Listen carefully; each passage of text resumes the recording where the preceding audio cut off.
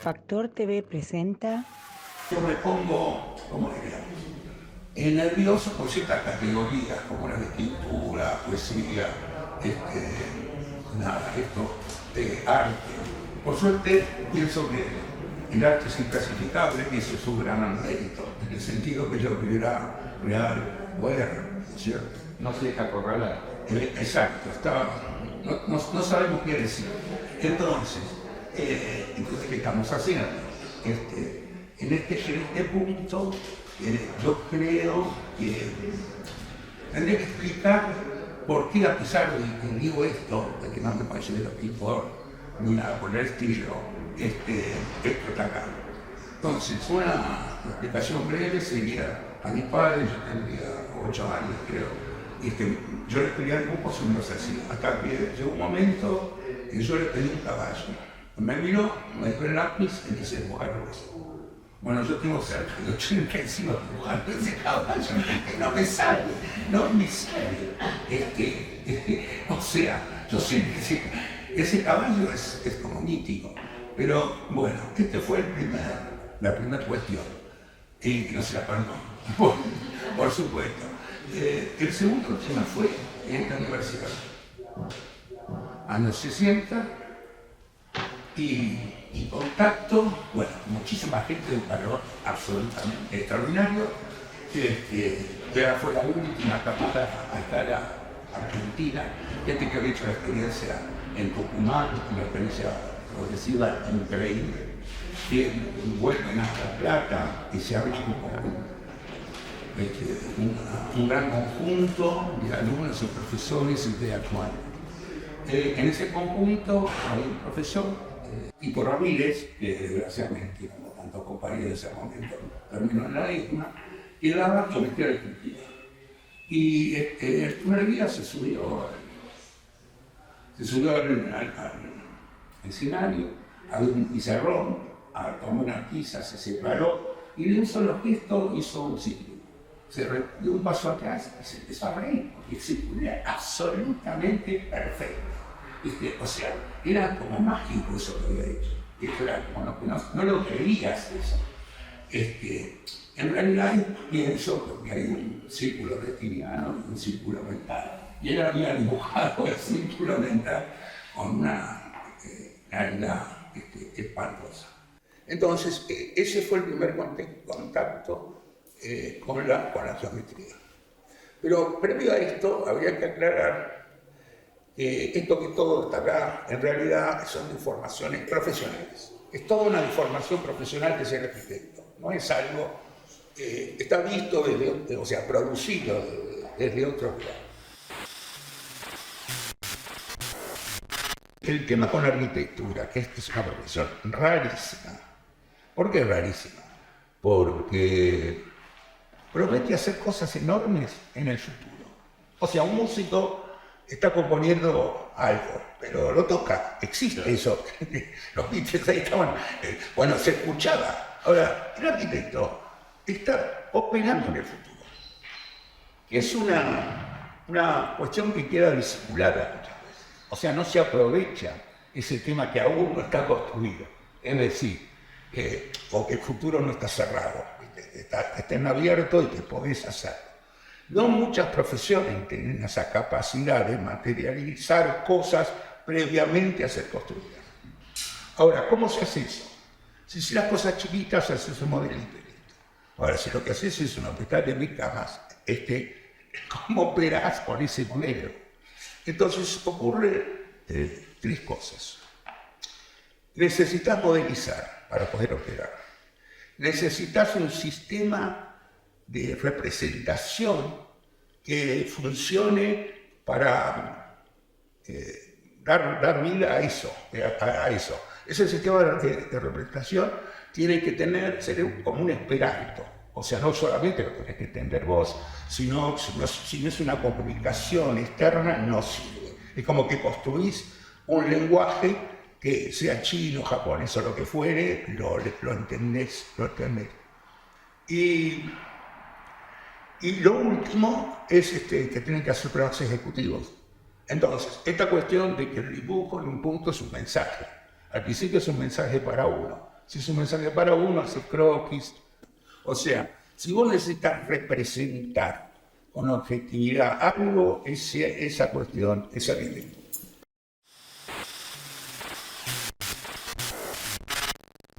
Lo que ocurre es que mano, el ojo y el lápiz, desde que empezás a hacer eso, todos los días haces eso, ¿viste? O sea, hay una acumulación de información sobre qué hace la mano, qué hace el ojo, que en un momento dado lo hace la mano y el ojo solo, ¿viste? No tenés que pensar mucho, el ojo ya sabe de que el ojo está conectado a un cerebro propio, porque el ojo tiene que discernir ciertas cuestiones. Entonces, lo que hay es una acumulación de práctica sobre distintos sistemas de representación. Yo lo que quiero decir es que desde la arquitectura hay como una obligación de manejar cuestiones visuales. Punto uno. Punto dos, hay un respeto de la arquitectura a lo cognitivo de lo visual, como una distancia de conocimiento que es irreemplazable. El lenguaje es sucesivo, si yo quiero contar algo, primero cuento esto, después contar. Pero cuando veo algo, lo veo. Veo un mapa y veo todas las relaciones simultáneamente. Si lo tengo que contar, nada, hasta que es como el alemán, que no se entiende hasta que termina. El ojo tenía básicamente tres funciones. Y era sobre un fondo poder distinguir un debate, porque si no le vas a pasar. Sobre un fondo genérico de la selva, poder distinguir comida, porque ahí vas a pasar. Y lo último, sobre un fondo tendrías que visualizar una señorita, porque también le vas a pasar más. Ese ojo, si no es que caza, es un ojo cazador, busca no solo incorporar información pasiva, sino que incorpora interpretaciones, ¿verdad? Incorpora palabras. El ojo tiene más tendencia a ver lo que está nombrado que lo que no está nombrado, por supuesto. Entonces, entre fondo y figura, ¿qué es un tema de la pintura? ¿Qué es un tema de la pintura? Si lo asocias a la historia de la pintura, ocurre este tema de Manuel de Aranda, que de procesos largos es maravilloso. O sea, sí, todo no es partes. O sea, sí, cuando tenés de todo vas a tener partes. Ocurre el fondo y figura. Altamira, los bisontes de Altamira. Y los bisontes de Altamira están dibujados de tal manera que los solés. Y tienen olor a bisonte. Ahora, están dibujados sobre un soporte, que sería el fondo, que es el mundo, es la caverna. O sea, no hay un fondo inventado. El bisonte está en el mundo y lo quiero ahí, en el mundo, y es directo, es directo. Este es un primer nivel. En un segundo nivel, si pasas a Giotto, a la Edad Media, pasa una cosa rarísima si se analiza fondo-figura desde este punto de vista. Porque ¿qué ocurre con la representación? En general, ocurre que habla más de qué estás mirando de lo que es mirado, ¿no es cierto? O sea, habla desde un cuadro habla desde dónde mirás, qué estás mirando. ¿Qué pasa si no hay fondo-figura? Esa es la pregunta de la vanguardia. ¿Qué pasa si no tengo un sistema dual, sino que tengo una uniformidad del tema? Sería como que el universo es todo parecido. Y eso es el cubismo, o sea, el cubismo intenta representar en forma, dentro del mismo código, la figura y el fondo. No hay figura y fondo en ese sentido, a pesar que conceptualmente lo hay. Pero la forma de representación indica que querés unificar. Esta operación lo ha hecho mucha gente. Turner, por ejemplo, ¿no? Marista, Claro, operaciones también que no sabes cuál es la figura, si el sol o el barco. O esta chica, la simpática Kusama. Kusama, viste que tampoco es forma de figura. No, que está todo lleno de lunares. Y ella también forma tiene lunares. Todos tienen pelo de ella también. Entonces tampoco es forma de figura. El segundo tema es Beauvais 3D, que también está implícito en el tema de la representación. Tempora en los Beauvais 3D. O sea, tenés que representar planos en el plano, pero también puedes combinarlo con visiones que dan perspectivas, o que permitan perspectivas. El tercer paso sería ir a 1470, qué sé yo. No sé, Piero de la Francesca. Hay un cuadro que se llama La Flagelación de Cristo. Y que es impresionante. Hay unos personajes, bueno, por supuesto está Cristo. Pero bueno, esto es lo que hace Piero de la Francesca 400 años antes. O sea, hay un cubo que está en perspectiva real. O sea, los personajes, porque Giotto no tiene perspectiva. O sea, nuestra perspectiva focal. Y conclusión.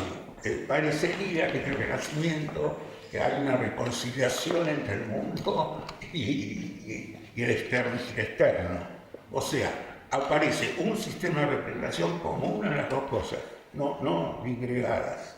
O sea, lo que representa al hombre representa al mundo y el hombre está en ese mundo proporcionalmente, dimensionalmente, y ubicado lejos o cerca, ¿viste? O sea, todo lo que es relacional con el mundo de lo visual aparece enunciado.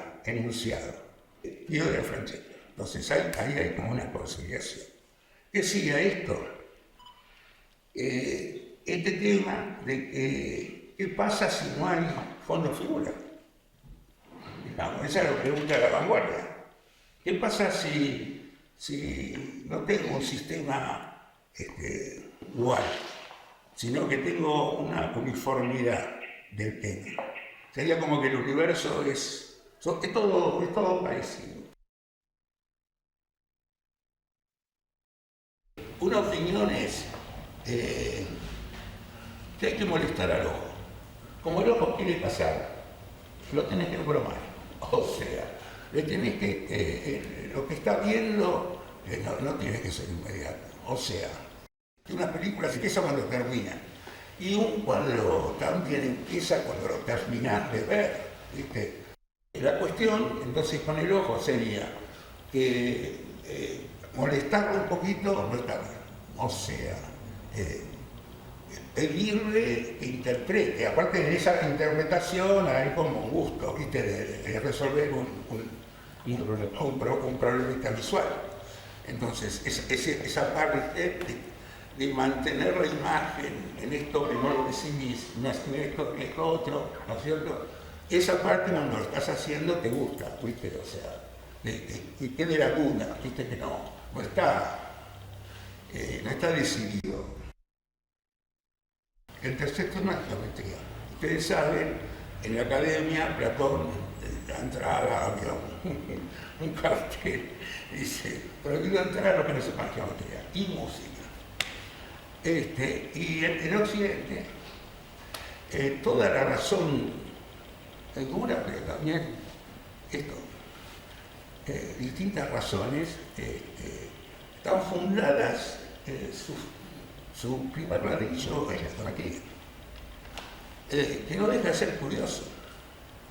Entonces, porque la geometría parece que es matemáticas, pero por supuesto que lo es, pero en un punto tiene un grado de libertad con la matemática que es extraño. En primer lugar, la geometría no es algo rígido, ocurre en el tiempo. Un teorema ocurre en el tiempo. Hay una línea, la batís, la plegás, la desarrollás, la rotás, armás despliegues, ¿viste? Los desplazás.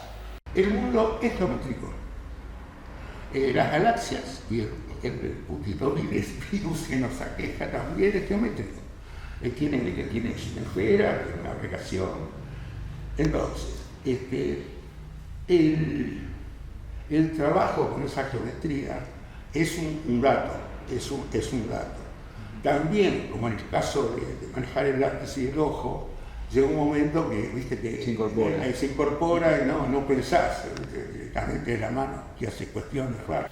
Aclaro, no soy matemático, ni soy geómetra, ni soy pintor. Entonces, pasa lo siguiente, pero esto es personal, pasa lo siguiente. Euclides, para fundamentar lo que sería la base del sistema racional, arma una definición de los elementos primitivos, o sea, los ladrillos básicos, sobre los cuales se arma todo Los cuerpos sólidos. sí, los poliedros, todo. A ver, esto que le haga una bandana o un carrumen tiene una geometría. Y tiene una geometría y hay una estructura que permite que se haga esa forma. O sea, no es por casualidad. Sí, sí. Entonces, lo que es muy extraño para la geometría es que los elementos son el punto y el punto, la línea y el plano. Ahora, ¿qué es el punto? Que no tiene dimensiones, es adimensional. O sea, no tiene ancho, ni altura, ni espesor. O sea que el punto, que es el sumo de ese tipo, no existe. Entonces, eso me parece una maravilla. ¿Viste? Que el elemento básico sobre el cual está armado toda la teoría no existe. Y la línea de la sucesión de puntos. También, pues, tampoco existe. Entonces, es una saco mental. Vos fíjate, es como una precisión mental, no es una precisión física. Bueno, eso yo no sé qué opinás de este comentario, pero me encantó. Es muy poético. No, claro, me encantó que todo está basado en algo que no es. Es muy raro. Bueno, pero esas magias existen en la geometría cuando... cuestiones que son muy interesantes. Entonces, ¿qué ocurre? Vos fíjate qué cosa rarísima. Junté todos los planos de subtes, de nombres de Moscú, todo. En Ciudad que tiene un subte y armamos una lámina y las dibujamos en escala, de las mayores a las menores. ¿Te das cuenta que todas tienen un patrón? O sea, más allá del tamaño, los patrones son los mismos. Es que si vos haces esto con raíces de plantas y la pones al lado, tienen el mismo patrón. Y más raro todavía, se hace que hacen los rayos cuando caen y los pones como imagen. O sea, si pones imagen, son, todas obedecen a lo mismo. Y hay algo más también, a los deltas, cuando el río llega y se bifurca. Y el patrón es fractal, o sea, son fractales, en que se establecen relaciones entre lados largos, en general es Fibonacci esa relación. Pero ahí te apiolás de que la geometría no es esa cosa abstracta que pensamos, organiza ciertos temas, ¿no es cierto? Y por algo será que los organiza, tiene capacidad de organización. Y esa capacidad de organización es absolutamente impermeable al discurso. Lo mismo que con el hecho que el punto no exista, hay cosas raras. ¿Entiendes? O sea, que no las podés agarrarlas por, ¿viste? Tirarlas así, bueno, qué cosa aburrida es esto, ¿viste? No es aburrido. Los fractales, otra cosa curiosa es que todo tiene patrón, ¿viste? Las tortugas, ¿cómo se llama? El tigre, las rayas, el leopardo, las manchas, todo tiene como una suerte de patrón de repetición. El que en forma increíble estudió estos temas es un personaje, Turing, Alan Turing, que fue el que descubrió el problema del enigma, que permitió ganar la Segunda Guerra. ¿Por qué? Porque generó una computadora. ¿Qué hace? Llega a unas fórmulas matemáticas por las cuales explica cómo los patrones, estas manchas tienen un patrón de generación. Ocurrió que en los 60 arquitectos en Inglaterra, el Steve Mills, empezaron a hacer edificios con una estructura extraña que era parecido a lo de los subtes, en que las ramales se bifurcaban y cada vez la relación entre las ramas era menor. Y bueno, dibujaron esos planos. Eso en el 60. En el 80, un matemático, Malbrot, descubre los fractales de Poisson. En el momento que hacen eso, los arquitectos no existía el fractal. El fractal es a posteriori. Le Corbusier decía, me encanta el tilo porque la hoja del tilo tiene la forma del árbol, digamos, okay. O sea que la parte conforma el todo. En escalas sucesivas, eso es otro tema, porque el incremento de escala no es mecánico, sino precisamente establece una serie. Y cada escala tiene un tamaño, y ese tamaño tiene que ver de la teoría de las escalas con fenómenos. O sea, esta cuestión de que si vos estudias un problema y haces un recorte, y ese recorte toma una zona de la realidad que mide tanto por tanto. Si el problema afuera de ese recorte hay temas que inciden y no lo consideras, está todo mal, ¿no es cierto? Tiene un costo eso. Entonces, esta cuestión de los fractales es interesante porque cada nivel plantea una lógica, ¿viste?, de rendimiento. Para los subtes está igual, ¿viste? Cada nivel del sistema que se repite a sí mismo, pero tiene que tener una cierta eficiencia.